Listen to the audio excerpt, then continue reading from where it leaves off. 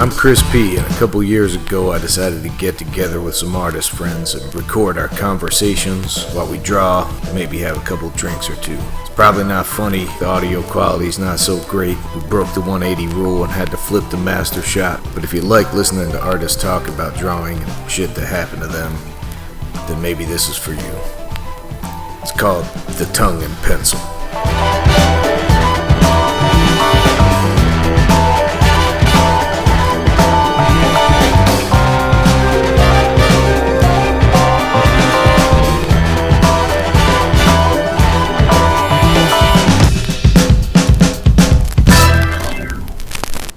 All right, Jorge, thanks for coming.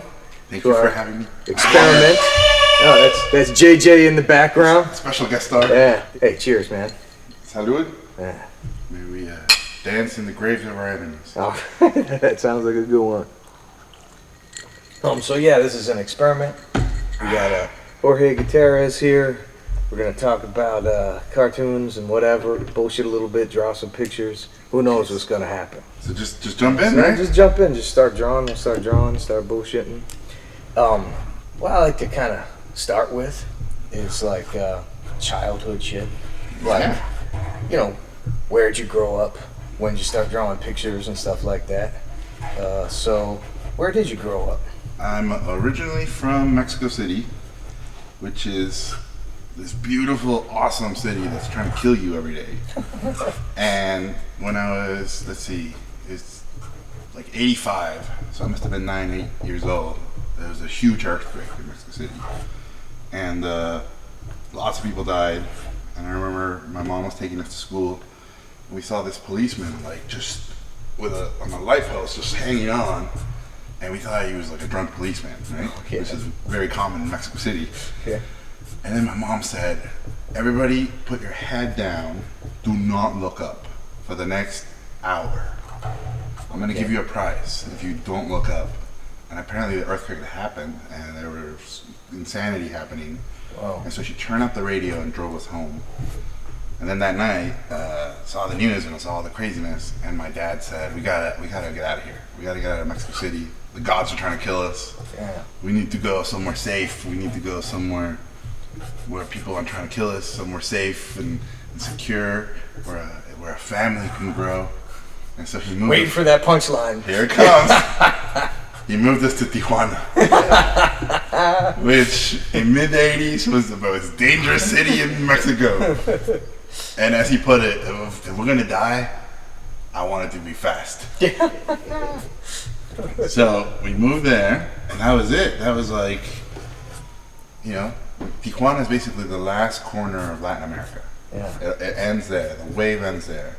And fucking California is... Can I curse? I can curse, right? Yeah. Curse away. And California is the...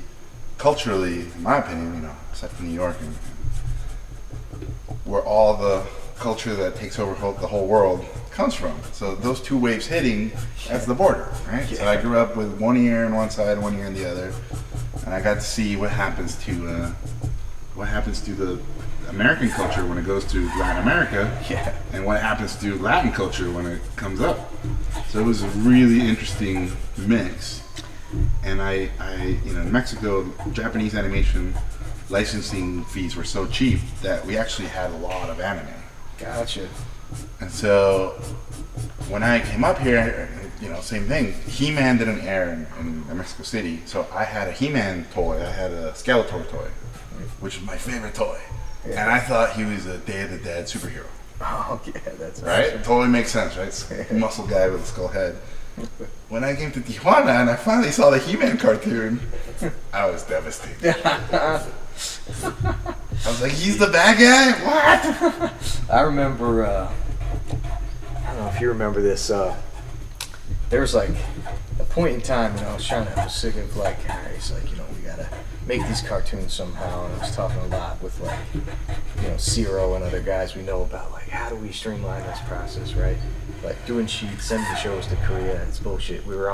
Flash was like starting to percolate, things like that, and I was like, man, there's so many fucking talented artists in Mexico, why don't we start a little studio down in Baja instead of this, right? Like on the peninsula, like I went down, a little trip, went through Tijuana. I was like, no, this is not a good spot. You know, ended up in Rosarito, and some of the studios had like kind of set up shop in Rosarito for like made a big like wave tank for Titanic or something. There was a little bit of a presence down there, so I was like, hey, maybe Rosarito would be a good place to like start recruiting to make some cartoons and stuff. And I went and talked to you. You're like, don't fucking do it, man. Whatever you do, don't do it. And here's the main reason why. He's like, you might think it's all these other things, but really, here's the reason. I know because I'm this guy. You're just going to be a school, and as soon as you train up guys and they think they're good enough to move to LA, they're going to be fucking out of there, and they're going to go to LA, and it's never going to be stable, and you're never going to be able to sustain it. So I was like, oh man, I'm glad I talked to Jorge about this. Which is basically what happens. It was what happens with everybody. Yeah, yeah. Fuck, it happened with me. Yeah, exactly. That's what you said. You're like, I did it. It's going to happen. I mean, look at all these great Mexican directors, you know, Toro, Cuarón, Iñárritu. Yeah. They make an amazing movie. What do? They leave because you want safety of your family, right? Yeah. Guillermo had his dad kidnapped. Yeah. But you also want to be able to make stuff, and unfortunately down there, as soon as you get good, you leave. Yeah. So it's all right. So geographically, you kind of got a sense of your childhood, but like art, drawing, and stuff. Were you encouraged to do that stuff as a kid? Well, so this is crazy. So my dad's an architect, and so to him, obviously, that's a serious art. So cartoons are not a serious art. Yeah. Right? And this is by chance. I was obsessed with Sergio Aragonés. Right? Of course. Yeah. And especially awesome. the Gru was the first comic book I ever bought in the U.S. And I was like, I still remember Gru issue 50. You know, like, what is this? Yeah. And I was obsessed with him. And one day, my dad, I don't know, I must have been 12 or 13, said, "Oh, Gru." He was like, "What is this shit?" Yeah. And he saw that it says Sergio Aragonés Gru, right? Gru the Wonder. And he goes, Sergio. I know that guy. I was like, what? He's like, I know that guy. I went to school. He went to school with me in Mexico City for architecture. He's a real artist. I mean, now he's doing comic books, but he went to architecture school. He's a real artist. I was like, what? No. So next day, my dad says, there's a thing called comic book convention in Los Angeles. Whoa. This is in Tijuana, right? Yeah. I'm going to drive you there, and I see that Sergio's going to be there, and he's going to tell you have to go to school if you want to succeed in life. All right. So I'm like, okay, Dad, I'll call your bluff. So I tell him, we'll do this. So next day we get up, 5 in the morning, because from Mexico to LA is kind of crazy. You have to cross the border. Anyways, we go to LA Convention Center. At this point, I'm like, wow, my dad's really going for it for this lie. Like, it's all right, Dad, I'll go to school. And he's like, no, you need to hear from him. So we get to Sergio, and there's like a long line, and people are just lining up. So I'm like, Dad, it's all right. I believe you. We don't have to do this. I'll go to school. And he's like, no, you'll have to hear it from Sergio. So we get in line, and the closer we get to him, the more nervous I get. And I started feeling really embarrassed for my dad. I'm like, this is going to be a lie, and it's going to be really horrible, and you love your parents and kind of want to protect them from making fools of themselves. Yeah. So I told my dad, like, Dad, it's okay, we can go home. I swear to you, I'll go to school. And he was like, shut up. No. So we're like 4 people away from Sergio. Yeah. And I'm at this point, I'm super nervous. I'm like, Dad, please don't do this. And Sergio, I kid you not, I got to tell him this story, and he obviously didn't remember it. Sergio looks at my dad and goes, Jorge? And at that moment, it was like all those things that I thought he was lying about. Yeah. They could be true. Yeah. They could all be true. And Sergio fucking closes the line and comes over and hugs my dad. Uh-oh. And my dad just gives me this look of like, I told you. Yeah. And fucking Sergio sits me down, I'm 13, and he goes, what did your dad tell you? And I'm like, well, he told me I need to go to art school or go to school. And he goes, your dad's absolutely right. Yeah. He's like, if you don't learn how to properly draw, you'll never amount to nothing. He's like, look at me. I'm an architect. Yeah. and now I draw little funny stuff. Yeah. So after that was it. I was like, I gotta go to art school. My dad's right. So, how old were you when that happened? 13. 13. So did you start? But you must have started drawing. Oh, I was before drawing that, since right? I was 2. But Gotcha. I didn't think I needed to go to school because I just thought you just drew and that was Gotcha. it. And it got to the point when I was a kid where they would like, I was like a parlor trick monkey. Like they would hold me up on my knees and have me draw, or like they would have me look at people and like draw them without erasing my pen. Oh, really? Like all of these tricks. Like my grandpa had a crazy grandfather who like loved the fact that I could draw, so he always used me in parties. Or like he would slap me in the face and then have me draw, and then slap me again and then have me draw. Like let's see how long you can go before you pass out type of stuff. This is Mexico, so it was a little rough. But it was one of those things. But you still craved drawing after going through that. Yeah, I mean the thing with drawing was, we moved a lot. Yeah. And so I went to a lot of schools, and drawing was the thing. That was I picked it up that everybody had a thing. Yeah, yeah. Like who's good at what, and I was always like, whenever I was a new kid in a class, Yeah. I was like, who's the best artist here? Yeah, yeah. Okay, you, fucking bring it. Yeah. Like, that was my attitude. And so that was kind of my weapon. And in a weird way, it was like, I didn't speak English very well, but if you could draw good, Yeah. like, draw Ninja Turtles for a dude, or draw fucking, Sure. My Little Pony for a girl, it was Yeah. like, I speak your language. Exactly. And the thing that happens is that too, right? You're like the best artist in elementary school, right? And Yeah. then you're the best artist in high school. And Then you go to fucking art school, and Then you go to, like, I went to shit, Cal Arts. There's a and- lot of good motherfuckers. Fuck. Well, that's another story that happened to me. Everybody told me, Cal Arts, if you want to do animation, I was a kid in Tijuana, and people were telling me, like, there's a school in LA that Walt Disney himself built with his bare hands.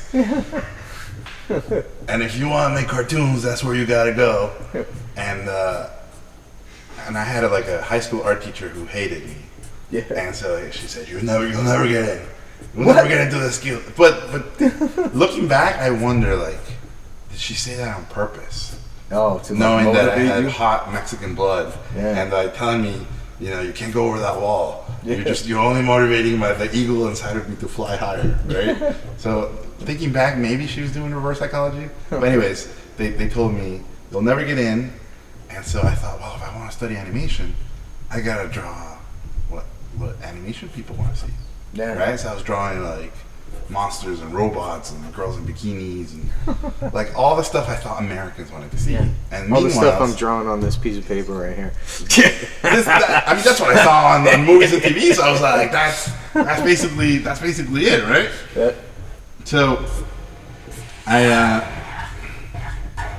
it was weird because I would look at the Cal Arts portfolio and I would see like the sample thing they would give you. It's all figure drawing and all sort of that stuff.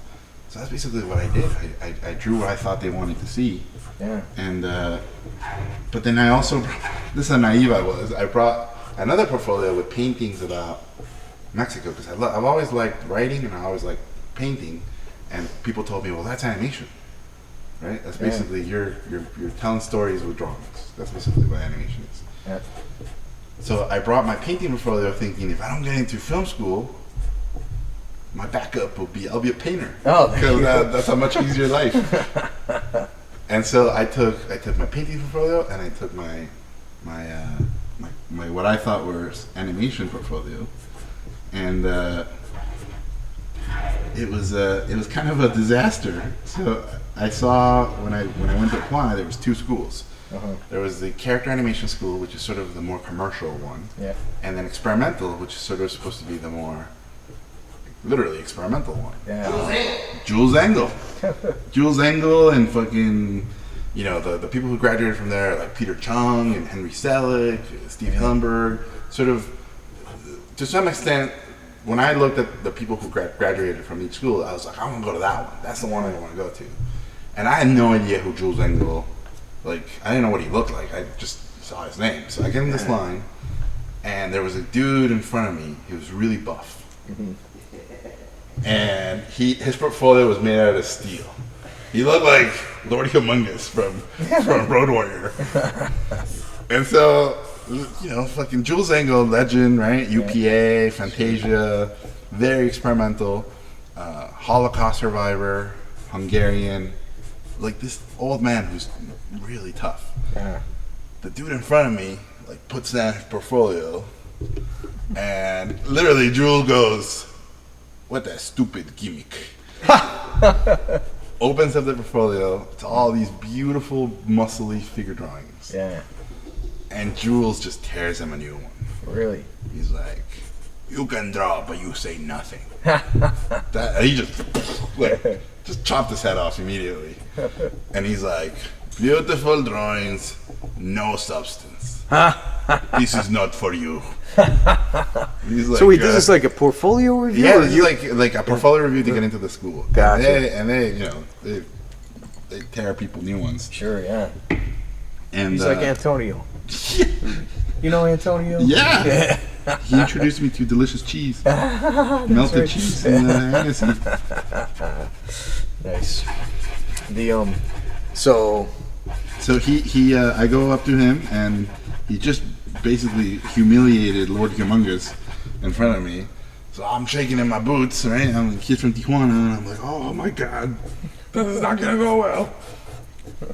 And so he opens my portfolio, and it's all, you know, robots, monsters, girls in bikinis. And he goes, "Crap."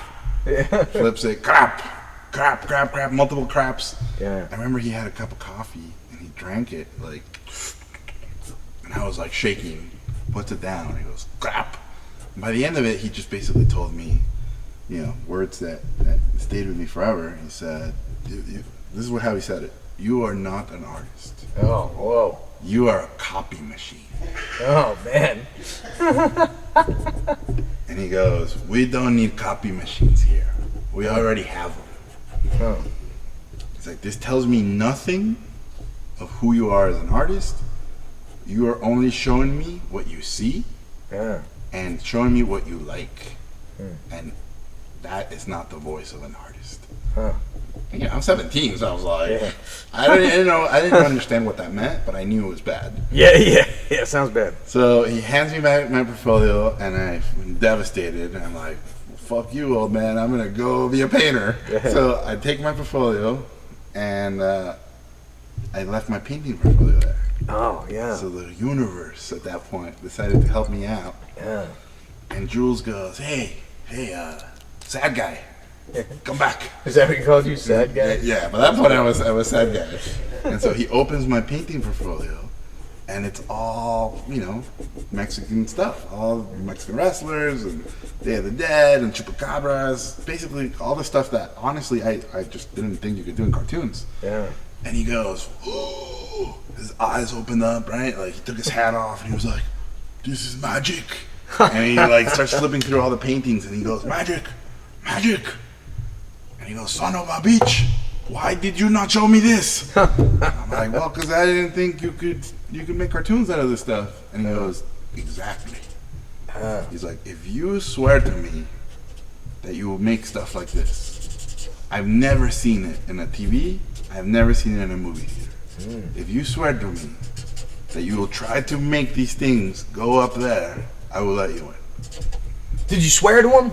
I was like, "Angry Hungarian man, I swear to you, by the blood of my ancestors, I will follow this." And that was it. I got into school, and then I was kind of the pretty much the Mexican guy. Yeah. And is that when you moved from Mexico to the States? Yeah. So what a lot of families in Tijuana do is you cross the border every day to go to school. Oh, yeah. So, and there's all these Catholic schools because you can't go to public school because it's illegal.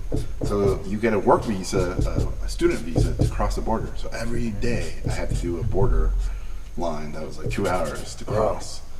But that's when you did your homework.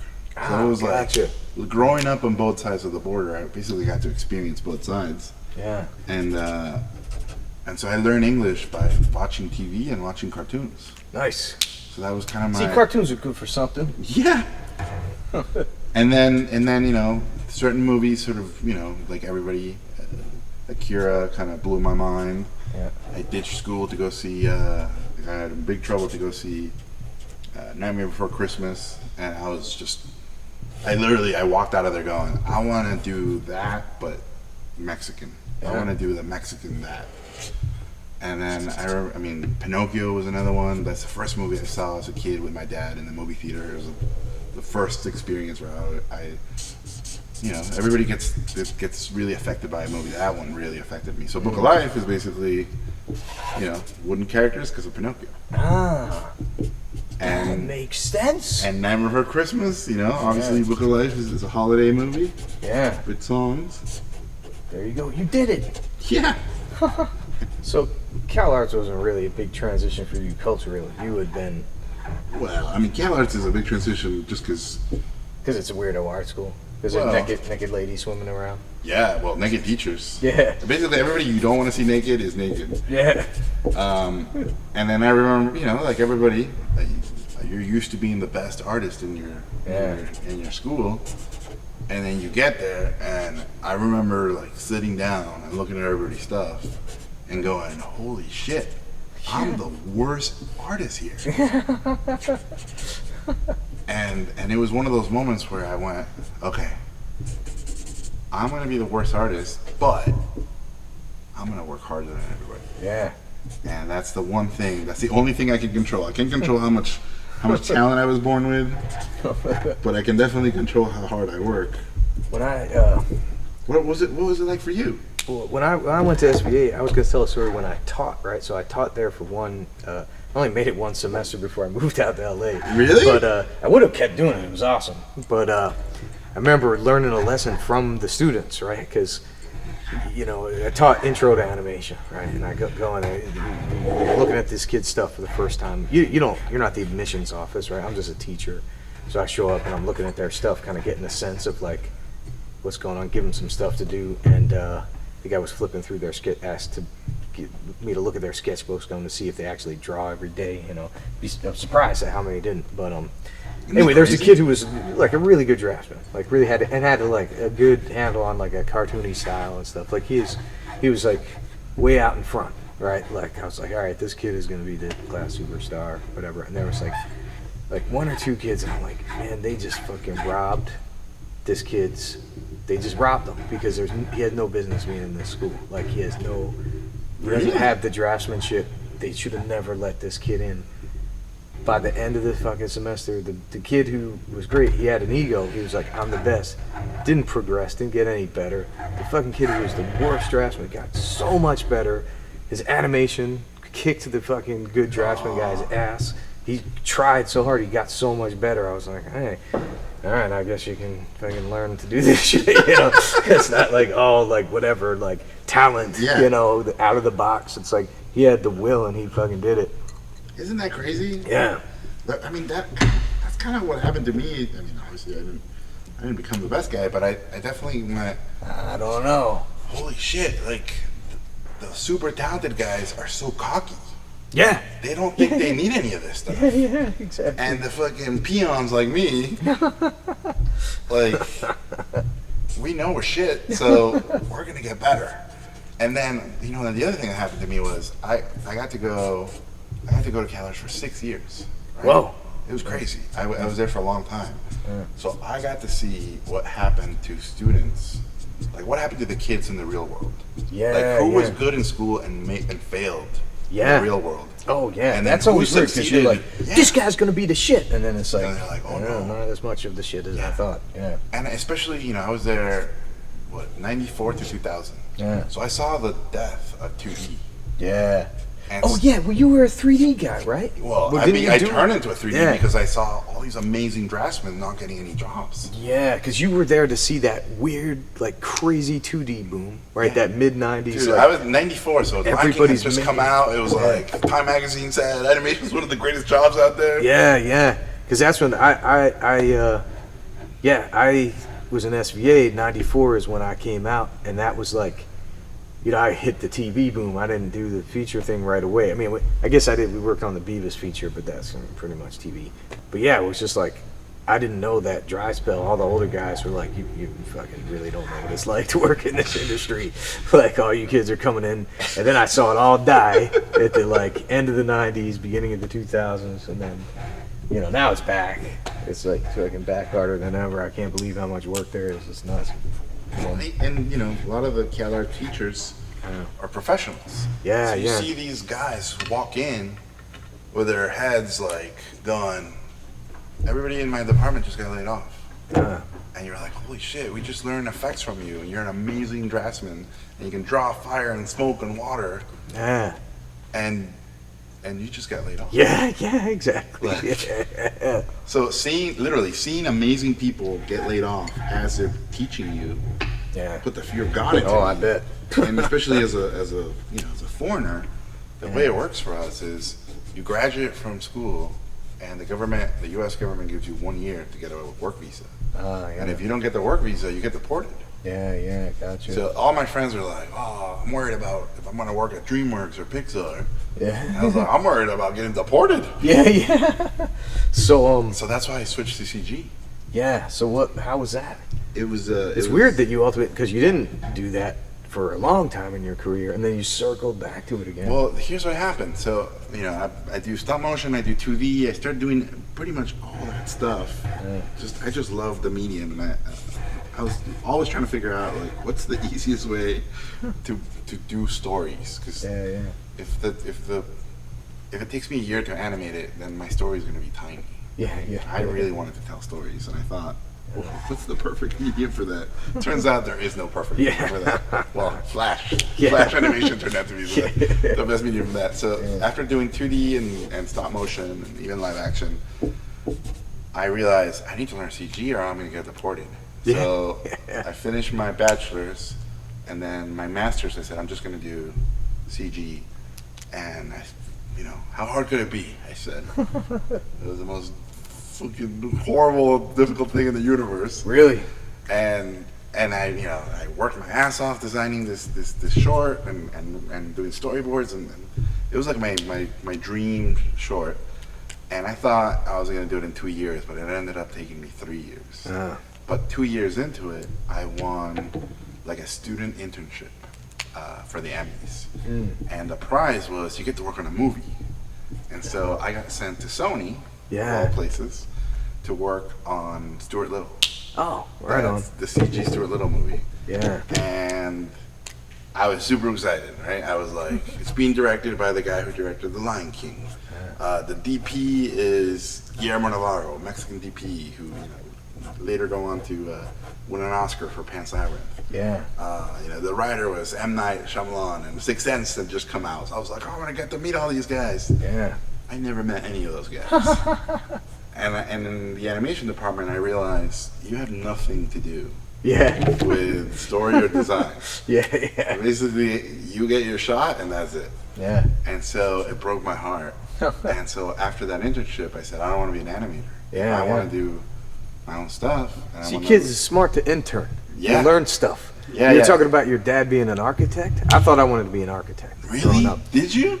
And I worked in high school. My mom knew through like 2 degrees of separation an architect. So I worked as like a grunt in his thing, like basically like, like I would just sweep the floors and, paint and pick up stuff, help him like build his porch. And occasionally he'd let me draw on a drawing. I worked the blueprint machine. I think I ruined my lungs as a teenager breathing in ammonia. But the one thing I learned was there's no fucking way I want to be an architect. Because similarly, it's like, 99.999% of architects don't get to design the Guggenheim.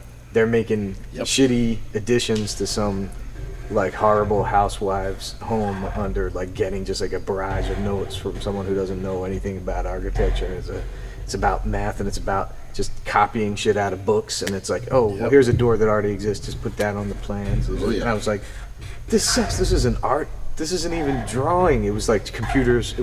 They're just starting CAD stuff. So I was like, I don't even get to draw. You just make it in the computer and print it out. So yeah, I learned. That made me think about animation because I like making films and shit with my friends as kids with a video camera, and I like to draw. And I'm like, well, animation's kind of like both of those things mixed together. Actually, I mean, it's funny you should say that. My dad would always come home and complain, like, I basically work for housewives that have no taste. Because their husbands are very rich, and basically they're telling them, like, you pick whatever you want, or mistresses. Yeah. Basically, I'm building stuff for rich guys' mistresses. That's what I do all day. Well, check it out. We're halfway. Are we halfway? We did it. It goes by fast, right? Wow. So now what we do is kind of peel the tape a little bit back, and I hand you mine. I feel like I've been talking more than drawing. That's fine, man. You make it up. Oh, shit. I'll give you some Easter eggs. So here, you take this one, I take that one. Oh, shit. Okay, can I have a shading pass for the test? Yeah, you got it. I never got to it. Don't worry, I'll shade. You shade. I shade yours. You shade mine. Well, Johnny, it's not precious, you know. It's always precious, Chris. So how many employees now? Between the three shops, like 400. It's Holy nuts, shit! man. This is Titmouse, New York, Titmouse, Canada, and here. and LA. Yeah, it's mostly LA. Like more than half are in LA. It's like 200 and change. But it's nuts. Look, you drew me. Fucking awesome. I drew you. Nice.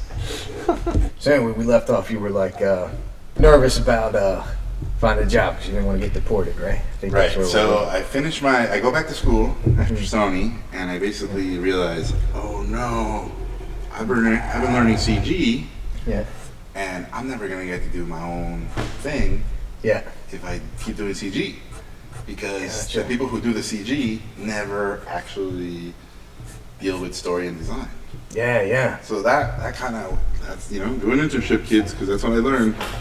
And so I said, okay, I'm gonna retweak my short, concentrate on story and design, and just try to get it done. And then I gotta figure out how to get out of CG. Yeah. So after working on it for 2.5 years, I realized I made a mistake. Yeah. So I finished my short, and I was super lucky because no one was doing CG shorts because it was so hard. Yeah. And so because of that, it won a student Emmy. I got to go to the Cannes Film Festival, and an agency, a manager, Aaron Berger, signed me, who became one of the producers on The Life. Yeah. I know him. And he told me, yeah, he loves you. And he told me, I can't do anything with the short, but if you write a movie, Yeah. we could do something with that. Yeah. And so I wrote an outline for Book of Life back then, and he sent me everywhere, every studio, and everybody, I was basically told the same thing. No one wants to see this stuff. No one cares about this type of thing. The subject matter is too crazy. And so I was like, you know what? You guys are right. I'm just a kid at the school. What do I know? And then after that, I started getting all these job offers to work as a CG guy for different studios, including Lucasfilm. Yeah. And this is before episode 1. Like, before we knew what episode 1 turned out to be. Exactly. This was when episode 1 was still potentially going to be amazing. Yeah. And so I remember turning down going to the Lucas Ranch. Wow. That's an episode 1. And obviously my family, especially my father, was like, "Are you insane? What are you doing? You're gonna get deported." And I was like, "Dad, if I go there, I'm never gonna do my own thing." Yeah. And so I told the Lucasfilm recruiter, "I'm sorry, I'm not gonna take it." Yeah. And she said, "You will regret this the rest of your life. You're gonna miss out on working on one of the greatest films ever made." So what happened? I turned it down, and I look on the internet. Yeah. And I see all these super crappy internet cartoons. Yeah. And I thought, wait a second, I can make a super crappy internet cartoon too. So after spending 3 years working on the CG short, I got together with a teacher at Cal Arts named Larry Huber. Larry, oh man, I forgot his last name. White names are really exotic to me, so I always forget that. His name was Larry. And so he helped me out and I designed and boarded a thing called El Macho, which was like a little internet cartoon. Yeah. It was called El Macho versus the Mariachis of Doom. So after spending 3 years working on a short, we spent, like 2-3 weeks on this thing. We put it online. I didn't know Flash. We all taught ourselves. Yeah, back then there was no knowing it. No, right? Everybody was making it up. And so we put it online on Icebox. Yeah. Which I don't know if you remember. I do. I sure do. And it had, I think it had like 20,000 views in one night. And back then, that was like 2 million views. Yeah. So immediately I get a phone call from Sony, of all places, where I had been an intern, and they're like, hey, there's an internet division, and they're looking for original content. So when was this? This is 2000. This is Screen Blast. I think that's probably around the time that we met. Yeah. I bet around then, because I remember going to parties and seeing you and like Yep. Danner and Gabe and stuff all hanging out. Like I had just met, remember the drawing board, the Shingle's drawing board? Yeah, That's where I met Gabe. Oh, right on. And I think at a Comic-Con. Nice. And so I pitched, they brought me in at Sony and they said, oh, how much will it cost to, first of all, we want to buy your show. Yeah. And I was like, right out of school. So I was like, what? How much will it cost to make an episode? We're going to make, 30 episodes. And I remember saying, well, I don't know, 10,000 in my head, right? Yeah, like $10,000. It cost me nothing to make the first one. Yeah. I was like, $15,000? Yeah. And obviously years later, I found out they had $120,000 per episode. Oh, man. So learn lesson number 1, kids. When people ask you how much it's going to cost, never give them a number. Yeah. Always Ask say, them how much do you have? Yeah, exactly. So we worked over there. I hired a kid out of school, Roman Laney, who went on to be the art director for El Tigre. Yeah. He's a freaking genius. Yeah. And they said, good news, you get to write them, and you get to direct them, and you get to do the voices, and you get to do the music, and the more jobs like this, dude, I was like, this is amazing. And so we worked on El Macho for a while, for like a year, and then 9/11 happened. Oh, yeah. And then I still don't understand how it relates to 9/11, but it seemed like right after 9/11, all the .coms went under. Yeah. Like Osama bin Laden had it for internet content or something. Yeah. But we got brought into a room, and we were told Screen Blast, the Sony division I was in, was shutting down. We spent $40 million. We didn't make any money, and we are going to erase all the hard drives. This is at 11. What? They're like at 3 p.m. we're going to erase all the hard drives, and so he said the most beautiful words I've ever heard. He says, go back to your desk and take everything you think you deserve. Oh, that's cool. So out of this room full of angry people who were crying, I was the only idiot with a giant smile. It was like, oh. So I'd run back to my desk, and we lived right next door, because I hate driving, so we always lived right next to where we were. And I called Sandra, my wife, and I tell her, I want to get to that, too. That'll be the next story I asked you. I basically go, Sandra, come bring 2 shopping carts. We deserve the world. And this is how good of a Mexican wife she is. She didn't even ask. She goes, got it. And like 5 minutes later, she shows up with these giant Smart and Final size carts. And so we took everything. We took computers, we took animation discs, supplies. I even took my chair. And so as we're walking out with these 2 giant carts full of stuff, we were like Haitian refugees. The security guard looked at us, and he was like, good for you, man. Good for you. And that's how we started our first animation studio. That's awesome. Nice. I was going to ask you, your story, where you met Sandra, and the backstory on that. So Sandra, Sandra is, I think, one of the greatest designers in the world. I met her in high school. Nice. At a Mexican punk rock concert. I had known her sister, and I remember I had heard, like, I have a sister who's an artist who's crazy that you're gonna love. That's how she sold it to me. Right? That's a good pitch. That was a good pitch. And so we were supposed to meet at 10 p.m. at this concert. And this is, in Tijuana, the concerts were crazy, right? Like, there were mosh pits, but then this Tijuana, so it wasn't enough to be in a mosh pit. People would throw bottles and pesos, like they were really big.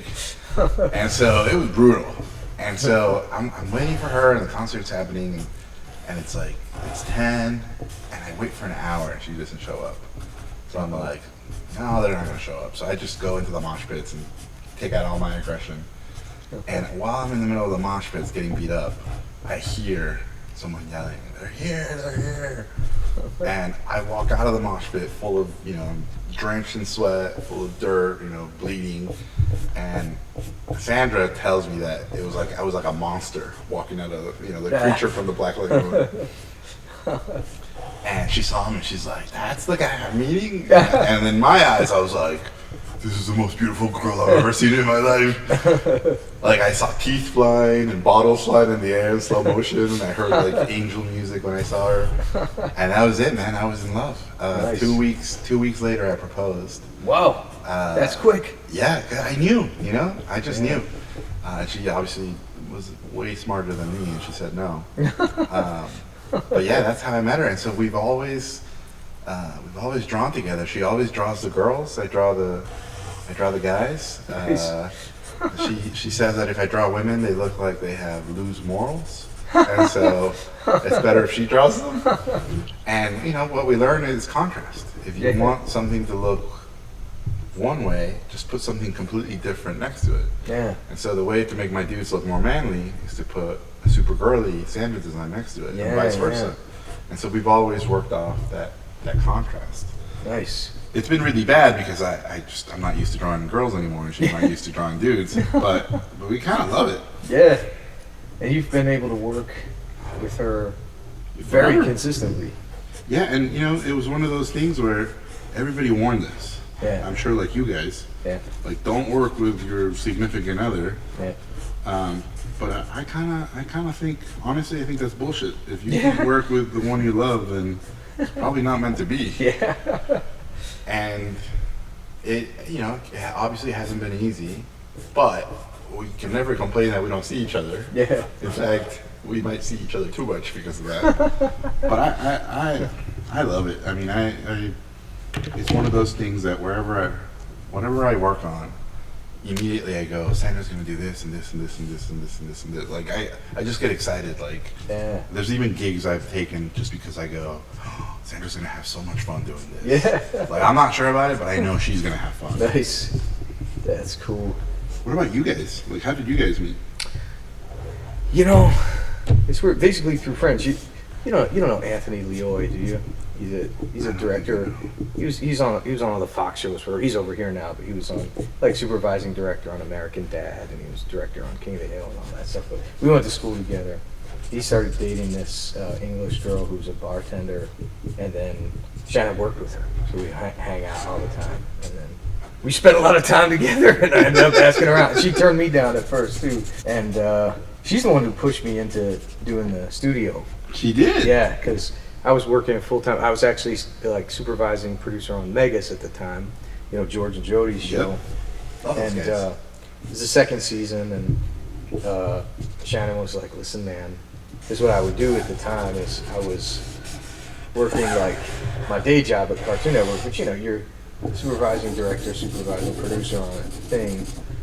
Especially in TV, there's not a lot of hands. You're working hard, so it's already like a 12-hour day. But it's like a losing battle from the beginning. Yeah, we were doing the Titmouse thing on the side, my freelance jobs and directing commercials and stuff.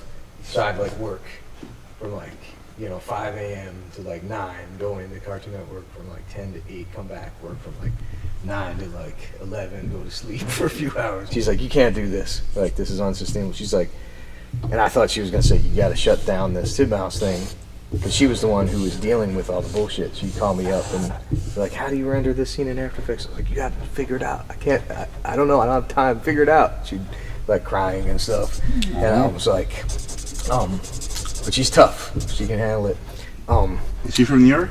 She is, yeah. She's more a New Yorker than I am. She's a city kid. Yeah. She always said she wouldn't have dated me in high school because I'm a Jersey, a Bridge and Tunnel guy.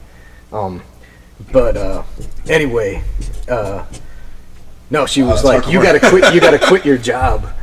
Wow. And focus on this full time. And I'm like, that's nuts. Like, that's how we make money. And she was like, she's the one who knew. She was like, if you quit your job and do this and focus on this, this will be your job. Which sounds really logical now, but at the time it was super scary because you don't know if you're going to get another freelance job or whatever. You know. But then when we focus on this, See, but that's love. Yeah. Look, we're talking about family stuff. You're like, people never talk about sappy stuff at this thing. We're doing it. But say something controversial. Oh, yeah, now we got to say something controversial. JJ did that for everybody. Yeah. We don't have to do much of that anymore. Anyway, so how did El Tigre get started? So El Tigre at that point, I don't know if it was, might have been Fred Seibert who told me this. I don't remember who it was. It might have been Fred who told me, like, after you do 3 pilots, if they don't go through, that's it. Yeah. Like, you get three strikes and you're out. Yeah. And so, after El Macho at Sony, I got called in to work on Mucha Lucha, which was the first Flash show. Yeah. So I worked on that for second season and third season. And because of El Macho, Disney wanted a show from us, and so we had a pilot there. We had 2 pilots at Disney, and then we had a pilot at Nick. And Nick wanted the show that we had done at Disney called Pepe the Bull. Yep. And so they kind of optioned El Tigre, like without a Bible, without anything. Just it was like, we lost Pepe the Bull, we want whatever your next thing is. Yeah. And that was the other thing I learned. It was like the best way to get a job is to have a job. Yeah, it's true. And the best way to have a pilot somewhere is to have a pilot somewhere else. It's true. Because it takes the risk out of it for the studios to go, well, Disney thinks somebody else thought this guy was good enough. Now we want that guy. It's like life, right? Like, you have a girlfriend? Oh, then I like you. Yeah. So it was one of those things where El Tigre, I kind of honestly, I thought the Disney show was going to happen, and I never thought El Tigre was going to happen, at least in development.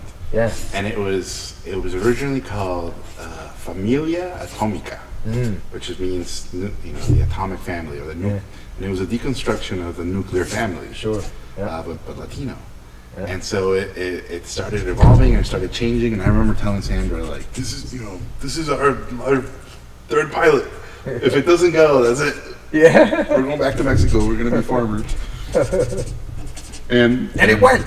And it went. And, just like everything we do, I was like, I'm going to base it on our lives. Yeah. And so Sandra her dad was a surgeon. Her mom was a teacher, and her 3 sisters are in medicine. And so they're all academia or medicine. And Sandra wanted to be an artist. Yeah. So she was the black, not black, the super black sheep of the family. Gotcha. And so I was the double, right? Because I was an artist too, and I was basically encouraging her to join that world. And so in the show, the character of Frida was, the best friend of the main character. Her dad is the chief of police. Her mom is a judge. Her 2 sisters are police cadets, and she's a troublemaker. Yeah. And all the stories we based on Sandra's stories when she was growing up. So on my side, the show is about a kid whose dad is a superhero, whose grandfather is a supervillain, while my dad's an architect. So I thought he had superpowers, so he could draw. Yeah. And I would go visit him, and he would draw me, dinosaurs, robots. I thought, wow, he can.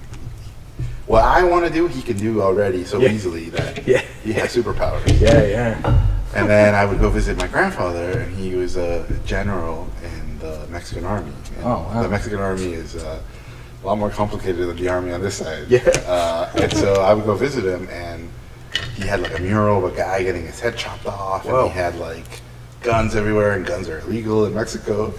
And he was always hushed over on the phone when he would talk, and then he would just disappear. Like, we'd go visit him, and my grandmother was like, I don't know where grandfather is. He hasn't shown up in a few days. So I thought he was a supervillain. Oh, there you go. So as a kid, my aunts would say, and I idolized both of them. They were like, you love your grandpa so much and you love your dad so much. What are you going to do when you grow up?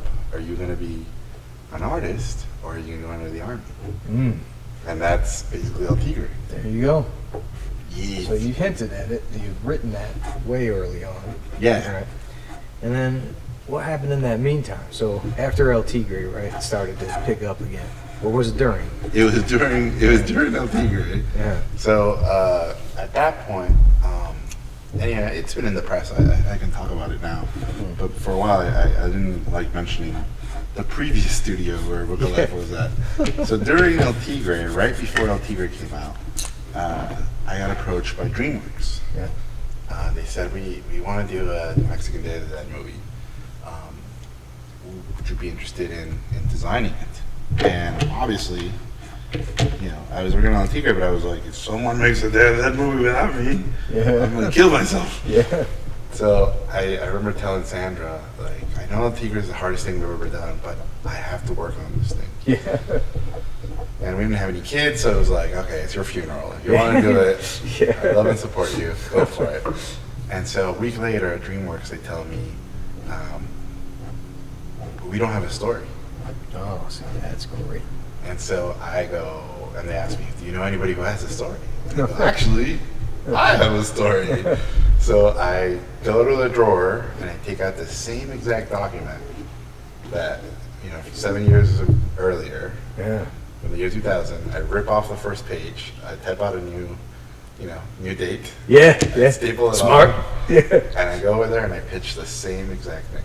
Wow. But this is 7 years later. Yeah. So now with a TV show. That's what can happen. Yeah. And they loved it this time. And obviously the world had changed too. Yeah. The Latino market had blown up, it was a different time. And so, that's good tequila. And so I worked on Interior during the day, and then I would work on Book of Life at night and on the weekends. Whoa. And I did that for a year. And then, unfortunately, there was a typical Hollywood creative differences. Yeah. And so depending on who you ask, either they fired me or I quit. My version of it is I quit. Well, I remember going to lunch with you during your dark days, and you were like debating. And I was torn on what kind of advice to give you. I'm like, man, it takes a lot of stones to walk away from your own movie. But I also think you've got a super likely chance of your movie just being torn apart in development, and you're never going to see your vision come across. And you stuck to your guns, man, and it got made. And I'm super stoked for you, man. Well, my fear was, what if we make that movie that I hated, and it becomes successful? Yeah, even worse. Like, that will be the curse for the rest of my life. Yeah. Like, seeing something you love get destroyed and corrupted, and then have everyone love it. Yeah. That's the worst punishment in the universe for any artist. Yeah. So I remember thinking, like, if that happens, I'm not gonna be able to live with myself. And I told Sandra, like, that will be my end. Like, as a man, as an artist, like, integrity, like that. And so imagine, like, I walked away from that thing. Yeah. El Tigre was canceled, and Sandra gets pregnant. Yeah. So I remember, like, There you go. yeah. Whoa. I remember running out and like yelling at the heavens, like, "Is that all you got? Bring it!" And like a Mexican phoenix, I had to ride out of the ashes slowly. But it was rough. It was really. I mean, it was one of those decisions that back then. I remember that walk from the studio to the car was the longest walk, because every step I took, I'm like, what have I done? Yeah. Like, is this right? No, this is right.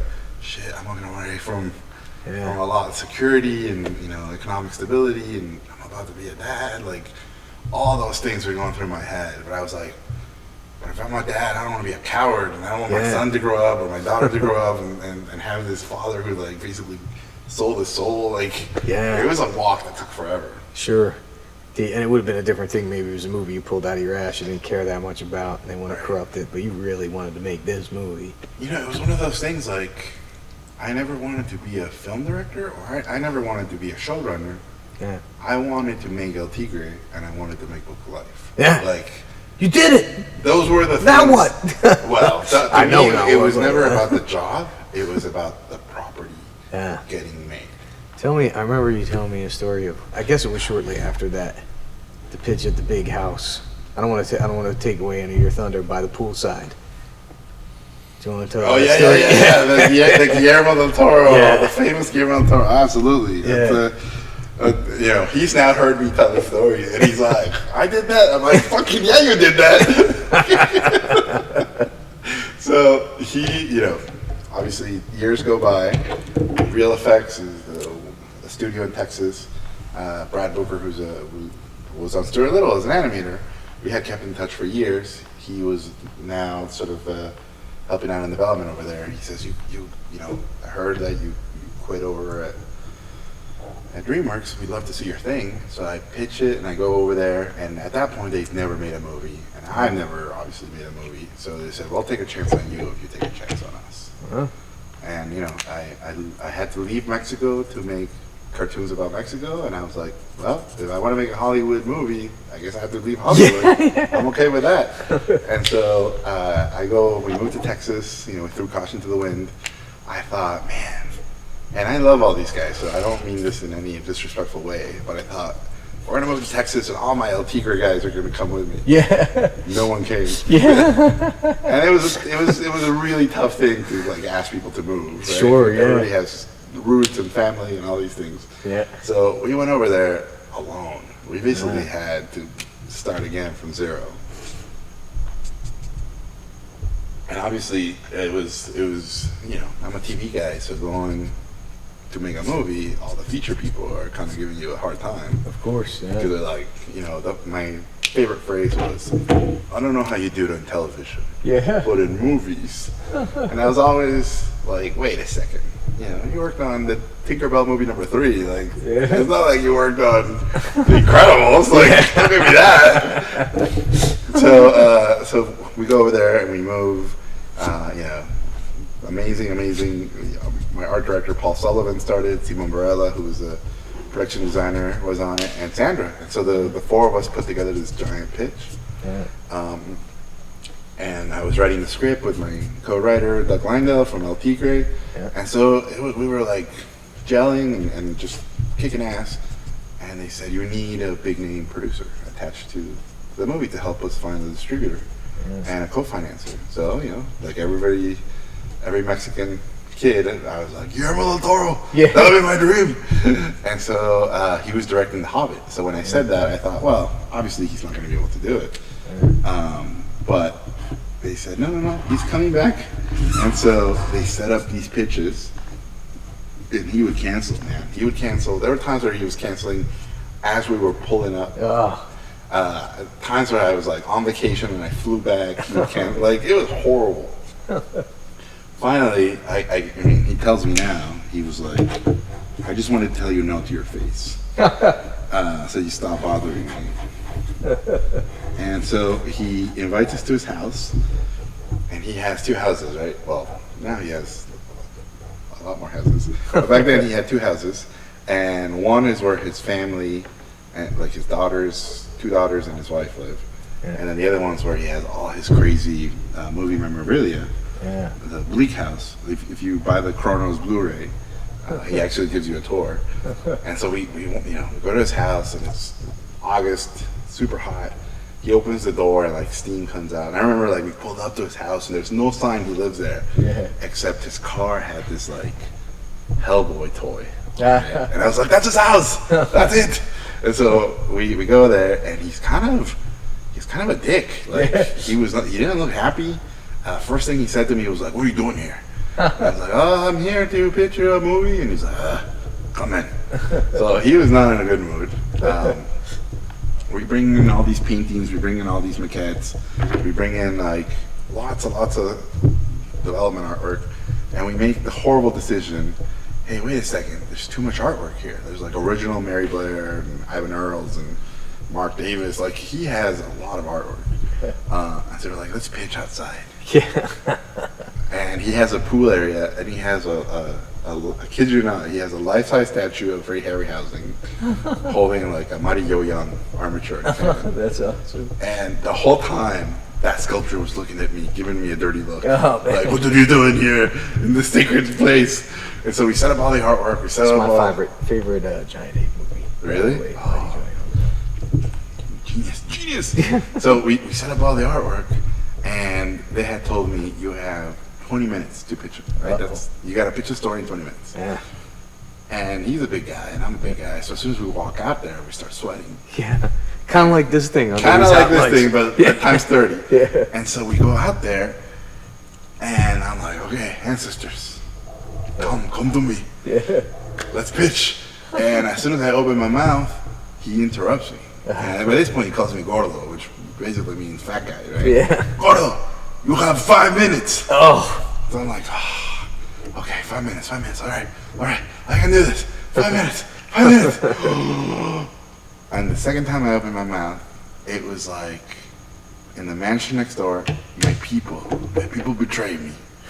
And there must have been 5 gardeners with leaf blowers and like lawnmowers. And it was almost like they were waiting for me. Yeah. Like, he's gonna go. As soon as I open my mouth, they just go. And so this wall of noise hits us, right? Like, and I'm yelling at Guillermo, don't we wait for them? And he goes, no, Gordo, you bitch now. Yeah, so it was like, so I'm pitching him Book Alive, like the 5-minute version, and I'm basically, it's a very tender, heartwarming movie. So imagine like yelling all that stuff. So I'm like, man, he proposes to Maria in the most romantic moment. Like, I'm running out of breath. He can barely hear me. He's laughing. I'm drenched. He's drenched. It's this complete disaster. The worst pitch in the universe. We go inside. I'm devastated. I know I really fucked up. And so we sit down, and I'm looking at him, give me a little bit of hope before I leave. So I get to say, I shook your hand and you give me some hope.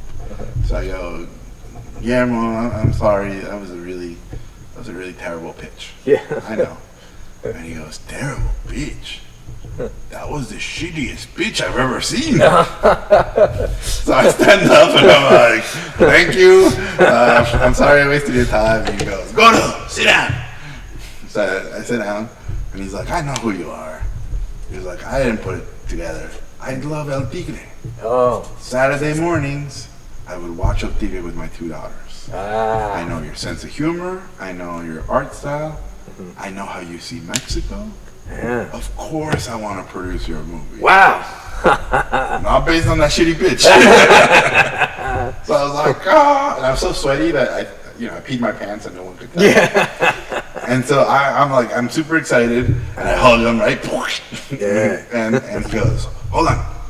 Did you write the script? I'm like, well, I wrote it with, Doug Lindell from Tigre. Yeah. He's like, because if you didn't write the script, these are Guillermo swords.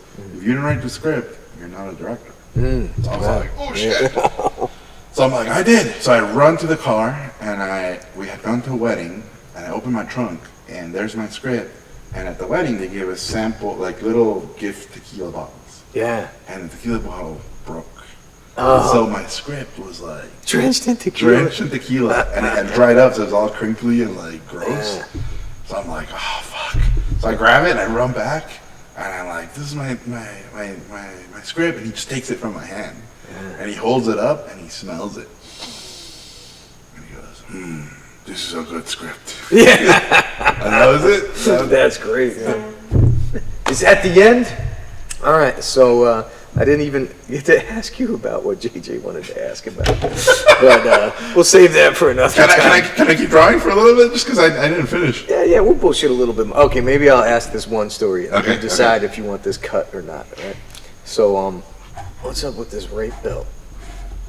Okay, so the rape belt. So this is what happened to me. So I was in a Scare Straight program because the drinking age in Tijuana is 18, right, in Mexico. Obviously, drinking age in America is 21. Yeah. So when I was 18, I stupidly crossed the border and I was arrested with DUI.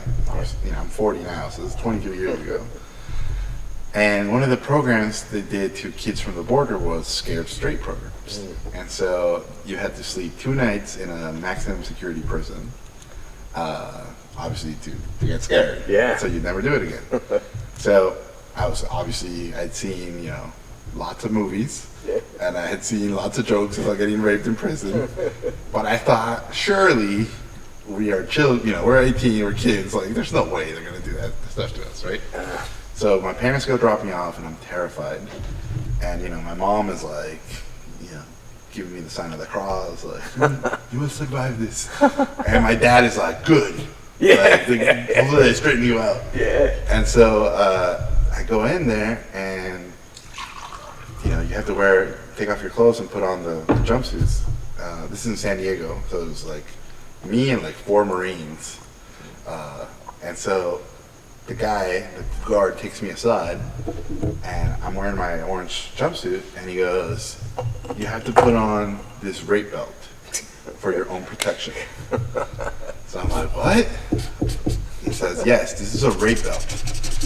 I'm like, what? And he says, put it on, and it looked like a weightlifting belt that had a chain that went between your legs. And so he goes, put it on. So I put it on. He's like, okay, you see that chain? When someone tries to rape you, not if someone tries to rape you, when someone tries to rape you, pull the chain, they'll get a wedgie, and then they can't rape you. They're gonna probably get really angry and beat you up after that, and you'll pass out, but they won't rape you. So how'd that night go? So I literally grabbed the chain with both hands, like, oh, good luck.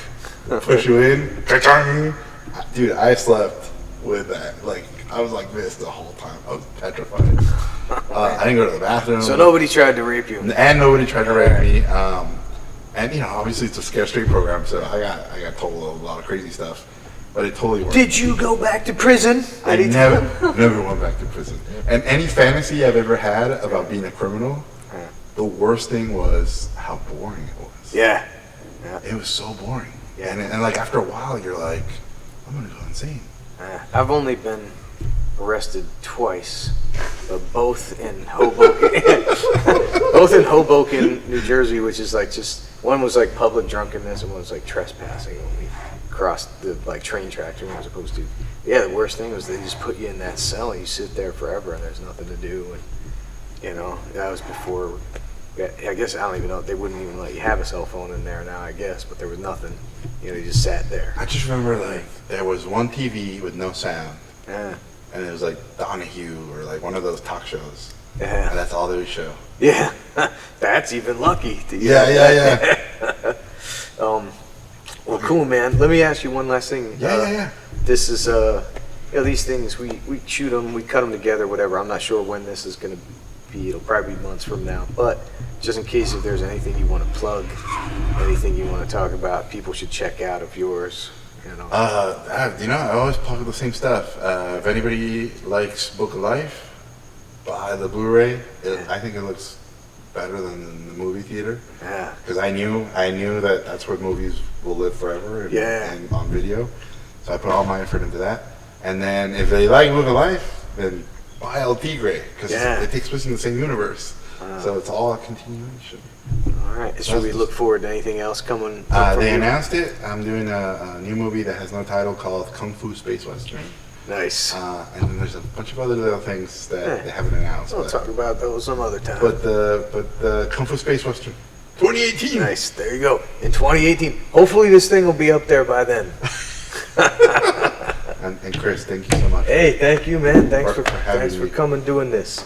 All right, now's the part where we sign them. You sign. Okay, wait. Let me show you. Yeah, thanks so much for doing this, man. It's always fun. Chirp.